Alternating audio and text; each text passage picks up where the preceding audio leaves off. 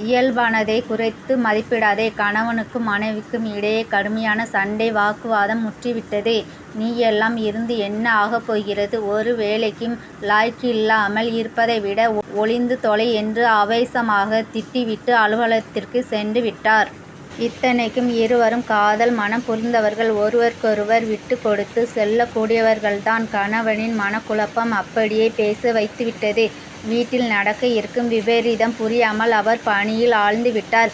மாலையில் வீடு திரும்பியபோது தெருவில் இருக்கும் சிறுவர்கள் வீட்டில் வாசலில் அமர்ந்து கொண்டு மண்ணை கொட்டி விளையாடி கொண்டிருந்தனர். வீட்டு கதவு ஆவென திறந்து கிடந்தது. வீட்டில் இருக்கும் நாய்க்கூடு காலியாக இருந்தது. திகைப்போடு வீட்டுக்குள் நுழைந்ததால் கலவரம் நிகழ்ந்ததற்கான அறிகுறிகள் தென்பட்டன. தொலைக்காட்சிகள் கார்ட்டூன் நிகழ்ச்சி சத்தமாக அலறிக் கொண்டிருந்தது. விளக்கு ஒன்றில் கீழே தள்ளிவிடப்பட்டிருந்தது. தரை விரிப்பு ஒரு சுவரின் அருகில் ஒழுகின்று கிடந்தது. அறை முழுவதிலும் விளையாட்டு பொம்மைகளும் பல்வேறுபட்ட துணிகளும் இறைத்து கிடந்தன. சமையலறைக்குள் மெதுவாக எட்டி பார்த்தார். சாமான் கழுவும் தொட்டியில் பாத்திரங்கள் நிறைந்திருந்தன. மேடையில் காலை சிற்றுண்டி சிந்தி கிடந்தது. குளிரூட்டும் பெட்டியின் கதவு அகலமாக திறந்திருந்தது. அதில் இருந்த நாய்க்கான உணவு தாரையில் சிந்திருந்தது. மேஜையின் அடியில் ஒரு உடைந்த கண்ணாடி டம்ளர் இருந்தது.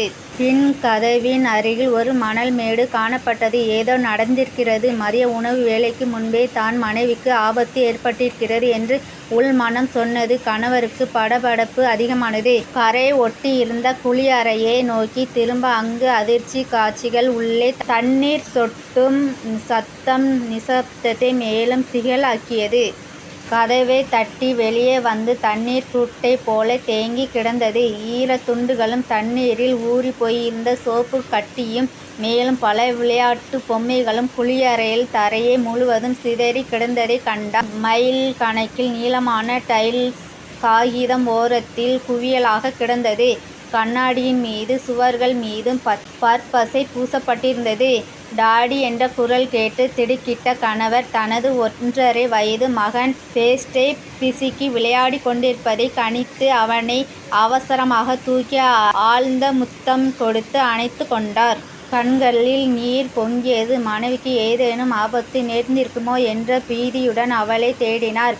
படுக்கை அறையை நோக்கி பார்வை திரும்ப அவசரமாக அதன் கதவை திறந்தார். உள்ளே முதுகுக்கு தலையாணியை கொடுத்து ஒய்யாரமாக சாய்ந்திருந்த அவரது மனைவி ஏதோ ஒரு புஸ்தகத்தை படித்து கொண்டிருப்பதை பார்த்தார். சுவீட்ரி என்றார் உலர்ந்த நாக்குடன் அவரை பார்த்து. புன்னகை புரிந்த மனைவி எப்போ வந்தீங்க என்று கேட்டாள்.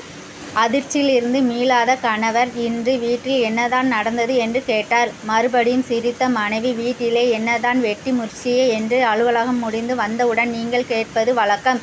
இன்று ஒன்றும் வெட்டி முறிக்கவில்லை, அதுதான் நடந்திருக்கிறது என்று கூறினாள். காய்ச்சலும் சோப்பு இருக்கும் என்பார்கள். யாரையும் குறைத்து மதிப்பிடக்கூடாது. இயல்பாக சில விஷயங்கள் நடந்து கொண்டிருப்பதாலேயே அவற்றை கணக்கில் எடுத்துக்கொள்ளாத குணத்தை மாற்றிக்கொள்ளுங்கள்.